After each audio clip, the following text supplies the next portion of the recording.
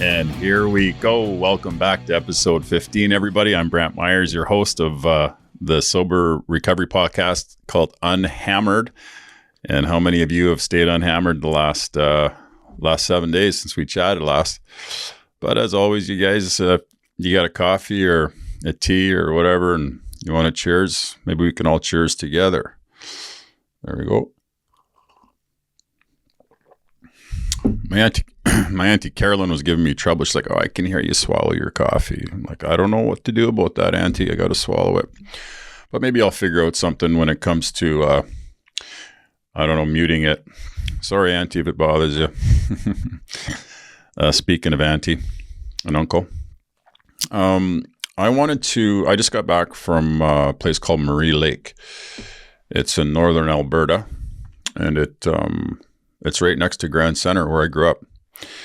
And I'd go out there to my auntie and uncle's cabin, Carolyn and Marvin Yoakum. When I was really little, my grandpa would load up the Vanguard motorhome, and he'd take us out there. And when I was 15 years old and I met my first girlfriend, Brandy, we'd go out there quadding, and just a lot of really good memories out there since I was little. And we went out there again. And I wanted to acknowledge a couple people. One is, his name is Rod, and his wife's name is Tammy, and their last name is Wolf. And they were so kind enough to let me and my son Kane and some friends stay there at their beautiful cabin that they have out at the lake. And it was just another one of those times where you're sitting in the water, or you're I'm playing with Kaner, and just the gifts of sobriety. It just really is, like good things like that come into your life when you're trying to do the next right thing. So Rod and Tammy, thank you very much. I really appreciate it, and I can't wait to see you guys when you get back, take you for dinner. And what else we got going on here? Let's see. Oh boy, I didn't really want to talk about this, but I guess I'll talk about it a little bit. I'll acknowledge it. Johnny Gaudreau and the horrific accident that happened with him and his brother a few days ago was shocking. I got a text from somebody in the morning and found out that they got hit by a drunk driver. Him and his brother were on their way to the wedding. His sister's wedding, I believe, and they got hit, and they didn't make it. Oh boy, that's just such a tough one. I was trying to think about the last time something tragic like that happened in sports. Really, to be quite honest, it's been a long time. I know that Pelle Lundberg, I believe, ran his portion of the wall, but that was his own doing, I assume. This one was just a freak accident, and really, listen, again, I always chat about, stuff that people do on the ice, I acknowledge what they do on the ice, but that's not what impresses me. And what impresses me as a human and an outsider watching the game is how they handle themselves off the ice. And he just seemed like an incredible father, and a great role model in the community for everybody. And then what hit me was a picture came up of him and his children, his two kids. And, it just brought me to, when you get that lump in your throat and you think about them, you think about them not growing up with a daddy. And it hit home because, Kane and Chloe were very close to not having a daddy. Really close, and I was able to pull myself out of the gutter to be a father to them. So, anyways, I just wanted to acknowledge the Gaudreau family, and my sincere wishes go to everybody there. Do you guys do a gratitude list? in your recovery? Did you, I'm sure they probably, if you went to rehab, I'm almost 100% positive they brought it up. But anyways, do you guys do a gratitude list? And what does that look like for you guys? What does mine look like? Well, I instantly, whether I'm feeling it or not, I thank God for my sobriety. I don't take credit in that. I don't take credit in somehow just turning, the switch was the obsession to drink and to use drugs was removed. And I can't explain it other than I have a belief that, I have an angel looking out for me, or angels. And that's what happened with my story. So my gratitude list is, I start out with, thank you, God, for my sobriety. Thank you, God, for 2 healthy children. Thank you, God, for being, for myself personally, being in a financial situation where I've worked long and hard, and I've dedicated myself that I'm able to do this podcast for you guys and keep it rolling. Anybody that's done it, stuff adds up, right? And that's all good. But anyways, so my gratitude list was that, my health, and some friends and family. But the number one gratitude that I have is my sobriety. Not even close. Because without your sobriety, everyone, what happens to you? What happens? You can write in, you can tell me, but I could probably write it out for you right now. No different than me. I promise you that. It's probably no different than me. Maybe it's a couple different stories here and there, but generally it's the same demoralization. They talk about just the incomprehensible demoralization. And you get to a place where it's mentioned it's like a jumping off point in recovery. And when you're not in recovery, both of them. But anyways, I just love, I love trying to stay grateful, because my Lord, like in this world that we live in, there's so many things that, you can look at and go, fuck, I don't have that. I wish that I had that, or I wish that I had this. And if you just take a deep breath, close your eyes, and focus on the good things in your life, even if it's just one or two, open your eyes back up and get on with your day. You'll have a better day. Don't focus on stuff that you don't have, because you'll be in that rat race for the rest of your life. And it wouldn't be a fun rat race. I know a lot of other races I'd like to do. We chatted about my first rehab, right? Last episode. And I'll tell you how the second rehab happened. So anyways, would have been 1998. I went to the first treatment center.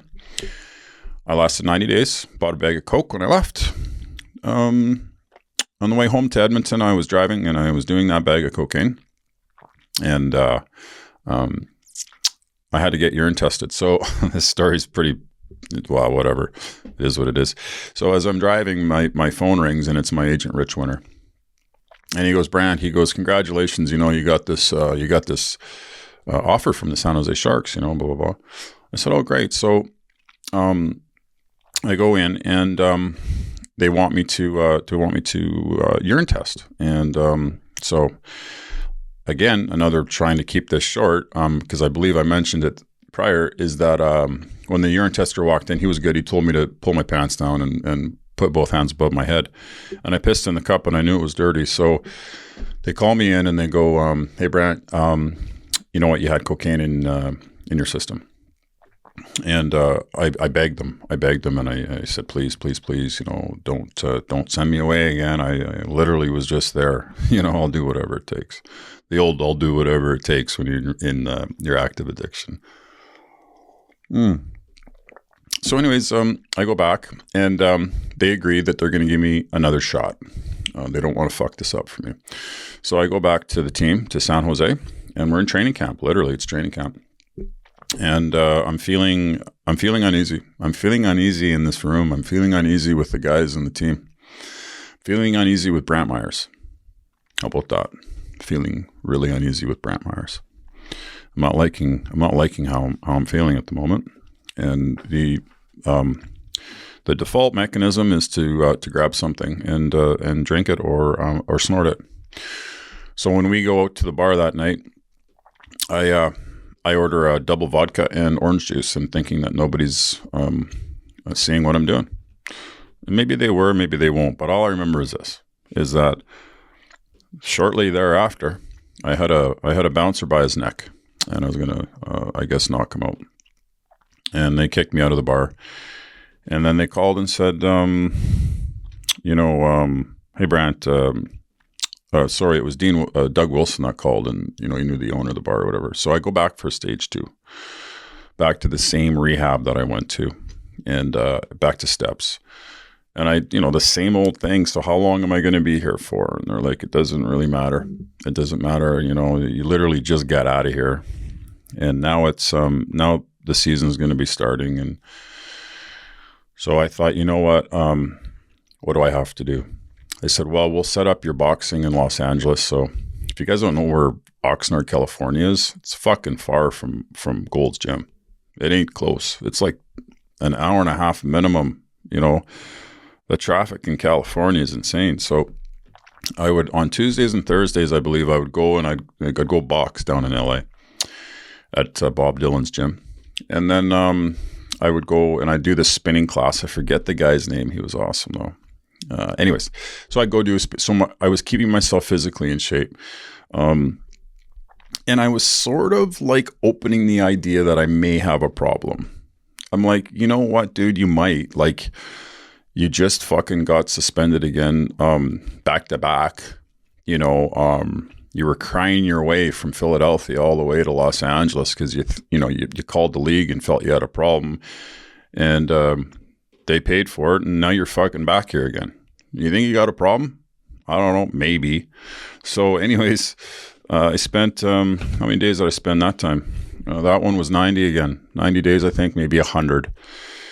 And I'm like, I really want to go back. So, you know what? I did the work. I worked out. I was in good shape when I went back to San Jose.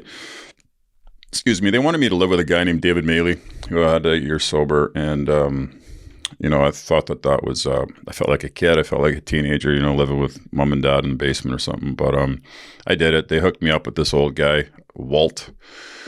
Awesome guy. But I just, man, every time I went to a meeting or I sat down and had to raise my hand about being an alcoholic, I hated it. I just wanted my beers, and I wanted my house on the lake, and I wanted a boat. That's it. And if I got that, that's, my life's good. So I was 24 years old then, 24 maybe. Yeah. So that was my 3-month suspension. That was stage 2. And then we'll chat about next week. We'll get into stage 3. Stage 3 is interesting. It's interesting. So one guy, Kuznetsov, I believe, is in stage 3 now, isn't he? All right, guys. So how about we do this? Since I enjoy reading step 2. I've enjoyed reading it. I am so sorry. And we left where we left off on whether it was the hen or the egg that came first. And all you need is an open mind. So let's start from there. Page 26. The sponsor continues, take, for example, my own case. I had a scientific schooling. Naturally, I respected, venerated, and even worshiped science. As a matter of fact, I still do. All except the worship part. Time after time, my instructors held up to me the basic principle of all scientific progress. Search and research, again and again, always with an open mind. When I first looked at AA or NA, my action was just like yours. This AA or NA business, I thought, is totally unscientific. This I can't swallow. I simply won't consider such nonsense. Then I woke up. I had to admit that AA or NA showed results that I saw my attitude regarding these had been anything but scientific. It wasn't AA or NA that had closed its mind. It was me.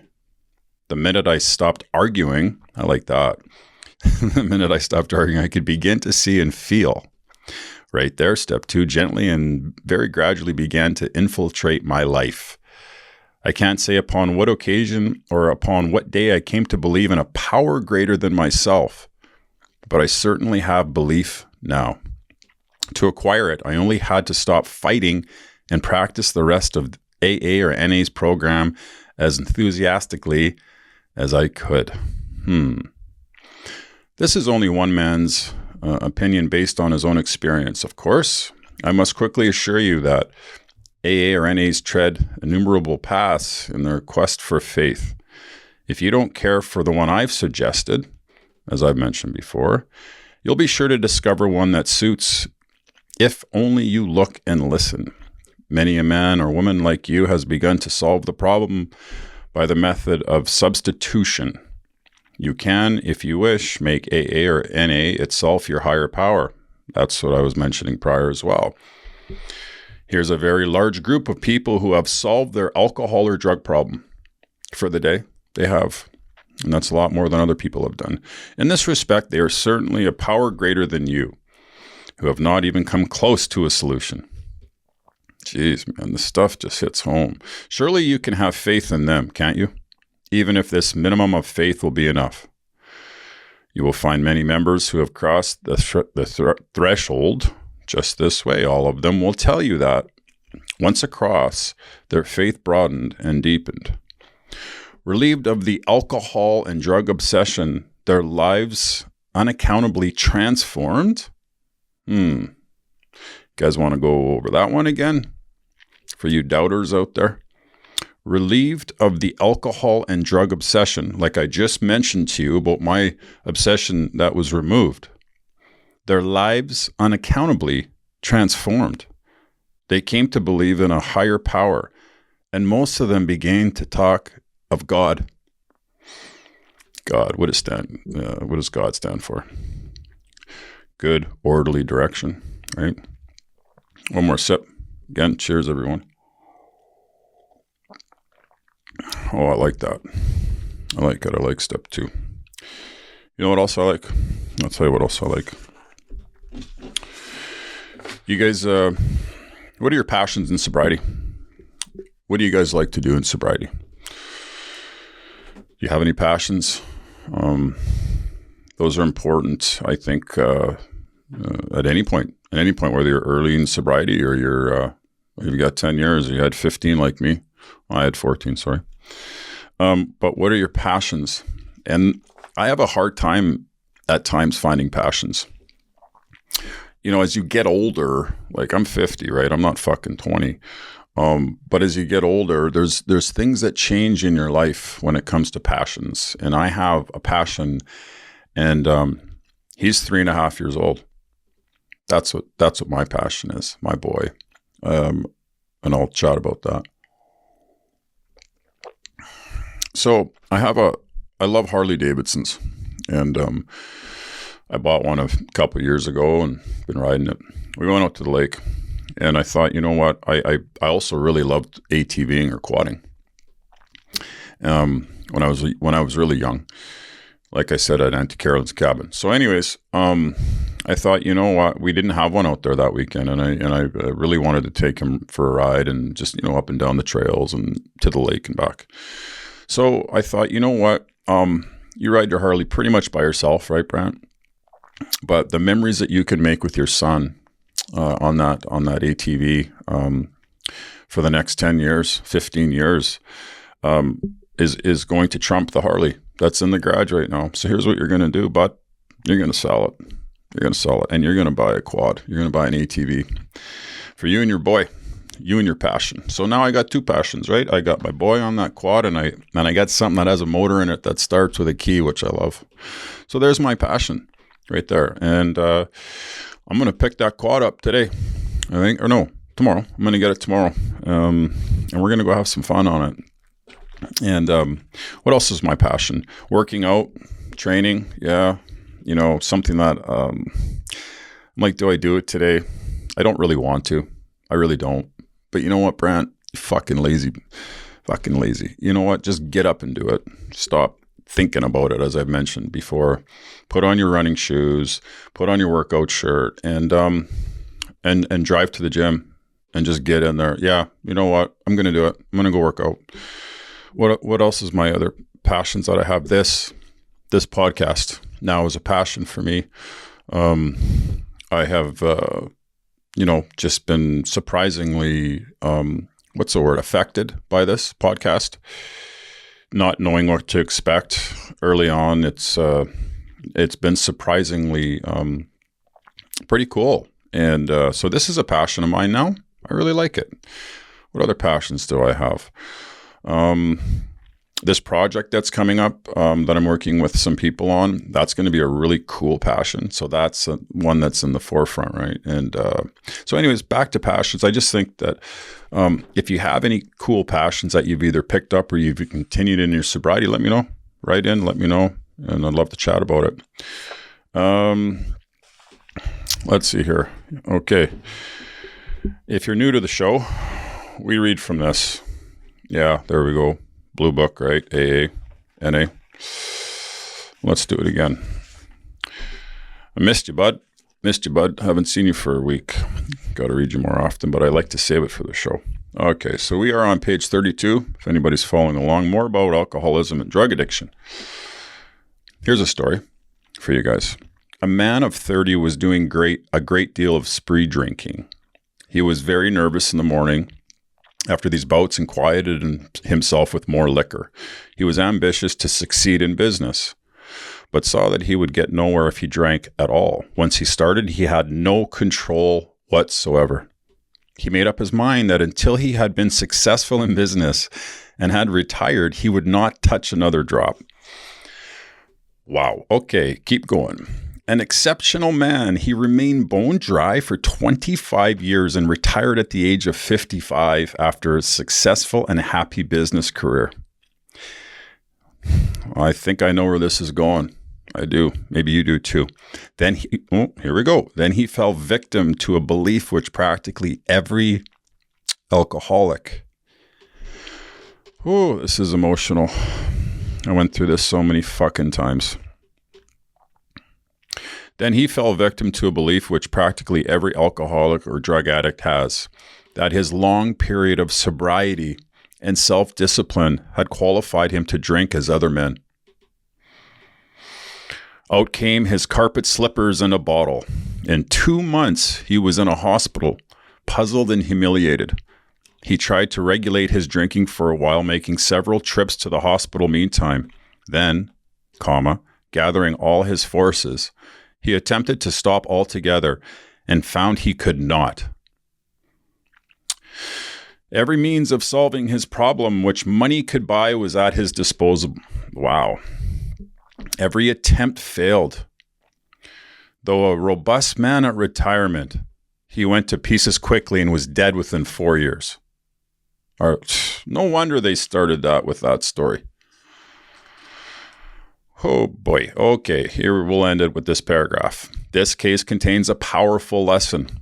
Most of us have believed that if we remain sober for a long stretch, we could therefore drink normally or do drugs normally. But here's a man who at 55 years, he found he was just where he had left off at 30. We have seen the truth demonstrated again and again. Wow. Once an alcoholic or a drug addict, always an alcoholic or a drug addict. Commencing to drink or do drugs after a period of sobriety, we are in a short time as bad as ever. Oh boy. If we are planning to stop drinking or doing drugs, there must be no reservation of any kind, nor any lurking notion that someday we will be immune to alcohol or drugs. Bang! God, what a fucking paragraph. Telling you, this is so true. This is, and here's why I relate, because I had a relapse. I had a relapse after 14 years. That's why I'm a little emotional reading this story, you guys, is because, at 14 years, I thought I was invincible. I thought, you know what, I'm good, man. I'm good. And I wasn't. And I pulled out the carpet slippers just like this guy did. Excuse me for the swallow, Auntie. I did. And again, back to me not taking credit for my sobriety. But that story is amazing, and I can relate to it all. And anybody that has had some, it's just wild, hey, that fuck, as an addict or an alcoholic, the lengths that we'll go to try to prove to ourselves something that we're not, right? Like me, 5 suspensions. Sorry, 4. And then 5. Yeah, I guess it's 5. 5. 3 months, 9 months, a year, off of a game that I loved. And what else? Just everything burning to the ground. And I would just try and protect it with everything. And it just goes to show you, that this thing that we have, if you're listening and you have it, or even if you don't, or you know somebody that has it, is, King Kong on roids. King Kong on roids. You ever see King Kong back in 74? How big that fucking monkey was. And he put him on roids. And that's addiction. What else we got here? Okay. So,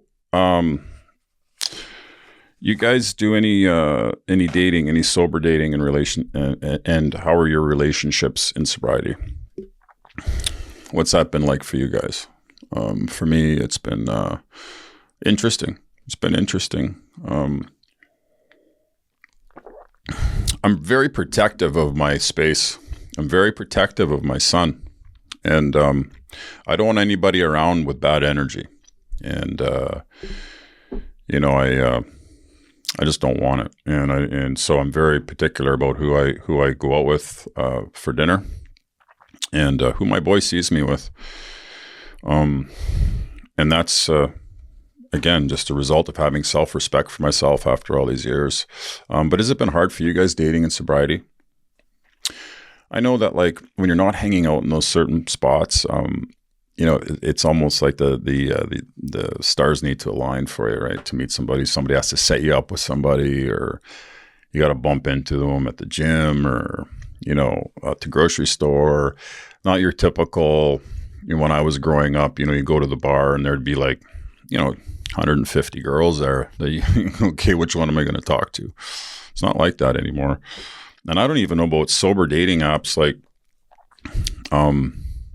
is there any good ones out there? Man, you'd think that by now, like with the millions of people that are in recovery, millions and millions of people that are sober and in recovery, that there'd be a wicked dating app. Not a cheesy one, but a really good one. I don't know if there is. Let me know. I'll go on it. What else here? Okay, so what we'll do is we'll end it with a story. What's the story that I was going to tell you guys today? Oh boy. Is it? No, Brantt, you're not going to talk about this one, are you? Yeah, it is. Okay. So this is the hot tub story, and Sylvan Lake again. A lot of stuff happened there, you guys. A lot of stuff happened in Sylvan Lake, Alberta. But anyways, I'll tell you a story that's pretty wild, in my opinion. So I'm having a party, and I have I don't know how many people there, 40 people. It's maybe late afternoon, and I've got a cowboy hat on, and that's it. And I'm in the hot tub with a couple girls, and drinking a bottle of Jack. We got some tunes playing, Leopard or whatever it is, Jovi or whatever. We're having fun. It's a beautiful day out, and I had a hot tub out there and a cement pad, and other people were drinking they were drinking beer, and they were drinking bottles. And so I never really thought much of it. But I looked at the girls and I said, hey, anybody want a drink or anything like that, or a line of Coke? And they're like, yeah, we'll take one.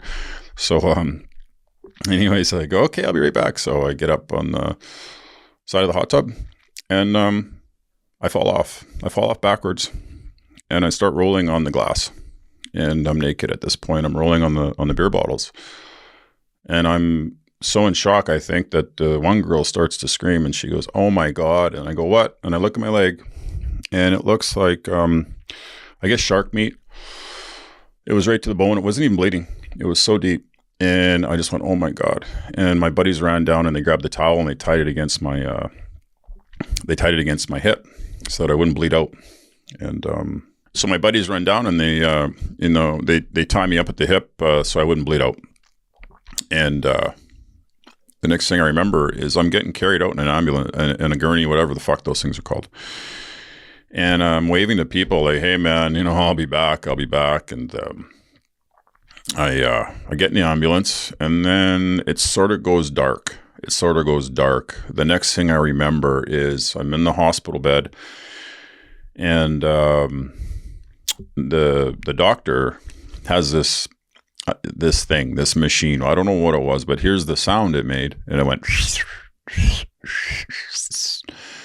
And what he was doing is he was air spraying or water spraying all the glass that's out of my that's inside of my cut, and they're trying to get all the shards out.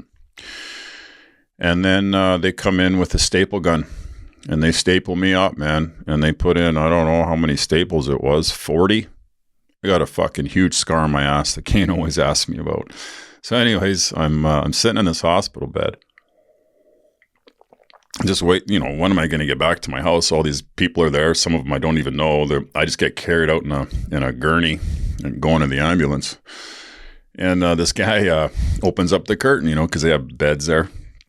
So he opens up the curtain and he's like, he's holding his hand and he's like, hey, Brantt, or not, hey, Brantt. Hey, man. He goes, I work on the rigs, on the, in the oil rigs or whatever. And I really cut my hand really bad. And I said, oh Jesus. I said, how bad? And he goes, well, really bad. He goes, you want to see it? I said, sure. So he shows me his hand. It's cut up pretty good, right? So I go to him, I go, oh yeah. And he goes, what did you do?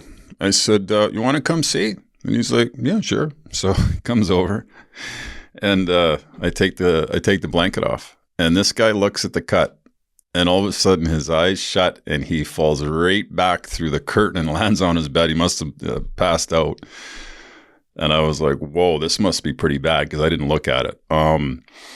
So, anyways, I fall asleep. I go back home at 3:00 in the morning. I can't remember at that point what happened, but just remember Dan Cronin from the NHL calling me and saying, "Hey, I'm going to be flying in. I hear you're not doing well." And I'm like, "Who are you hearing that from? I'm doing great." And he's like, yeah, okay. So anyways, my door rings the next day, and that's Dan. He came to Sylvan Lake, and I've got to use crutches because I can't put any pressure on my leg at that point. So there I am walking downstairs, opening the door with crutches, 40 staples in my ass, and he asked me if I've been sober, and I said yes. The insanity of this thing is wild. And hopefully, this weekend that I'm going on, it's going to be awesome. No stories that I'll be reporting next week, like stuff that we're chatting about now. But anyways, I hope you guys all stay unhammered another 7 days. I love that hashtag. People are writing in now and going hashtag unhammered another week, which is great. So yeah, I hope you guys have an awesome week. Keep each other accountable. I will be accountable to all of you in 7 days and letting you know that I will be doing everything in my power, which is prayer and meditation, reaching out, helping people, and being in a good headspace, being a good father so that I could be sober next week to talk to you guys again. So, again, have a great week, and we'll see you soon. Thanks.